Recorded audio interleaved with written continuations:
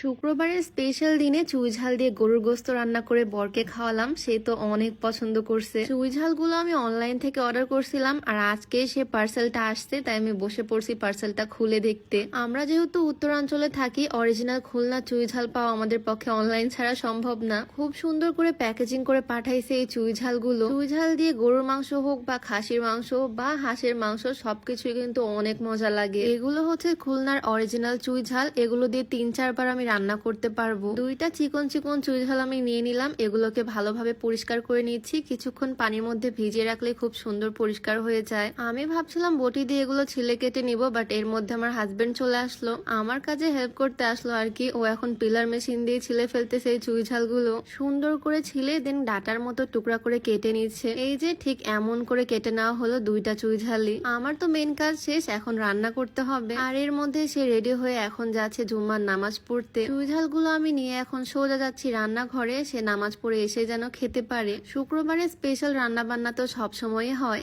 অনেকক্ষণ আগে ফ্রিজ থেকে মাংস বের করে ভিজাতে দিয়েছিলাম, আর এখন সেটা রান্না করব। নর্মালি আমি যেভাবে রান্না করি সেভাবেই আজকে করতেছি, জাস্ট চুই ঝালটা অ্যাড করব। মাংসগুলো পাতিলের মধ্যে নিয়ে নিলাম, দেন গুঁড়া মশলা, বাটা মশলা, লবণ, ঝাল সবকিছুই দিয়ে দিলাম, আর দিয়ে দিলাম তেল। রান্নাটা কিন্তু আমি এই পাতিলেই করব। চুলা না জ্বালিয়ে আগে পাতিলের মধ্যে মাংস নিয়ে সব রকমের মশলা, তেল দিয়ে দিলাম, গরম মশলা, তেজপাতা সবকিছুই দিয়ে দিছি। আর এখন সবকিছু একসাথে হাত দিয়ে ভালোভাবে মাখিয়ে নিচ্ছি। আমার না এভাবে মাংস মাখাতে গেলে শুধু আমার আম্মুর কথা মনে হয়। আম্মু আমাকে সবসময় বলে তরকারি যত সুন্দর করে মাখানো হবে তত বেশি টেস্টি হবে। তো আমি সুন্দর করে টাইম নিয়ে একদম মাখিয়ে ফেললাম, আর তারপরে গ্যাসটা অন করে দিলাম। মেইন কাজ শেষ, এখন জাস্ট পানি দিয়ে নেড়ে চেড়ে একটু পরপর ঢাকা দিয়ে এটা রান্না করে নিতে হবে। আর হ্যাঁ, চুই ঝালটা কিন্তু এখনো অ্যাড করিনি, চুই ঝাল একটু পরে অ্যাড করব। পাশের চুলাতে আমি একটা পাতিলের মধ্যে পানি গরম করতে দিলাম, আর এই গরুর মাংসটা আমি আস্তে আস্তে ঢাকা দিয়ে রান্না করে নিচ্ছি। কিছুক্ষণ মাংস কষানোর পর এর মধ্যে এখন আমি চুই ঝালগুলো দিয়ে দিব। সুন্দর করে একটা বাটির মধ্যে নিয়ে আমি ভালো করে ধুয়ে নিছি, আর এগুলো এখন তরকারির উপরে এভাবে দিয়ে দিচ্ছি।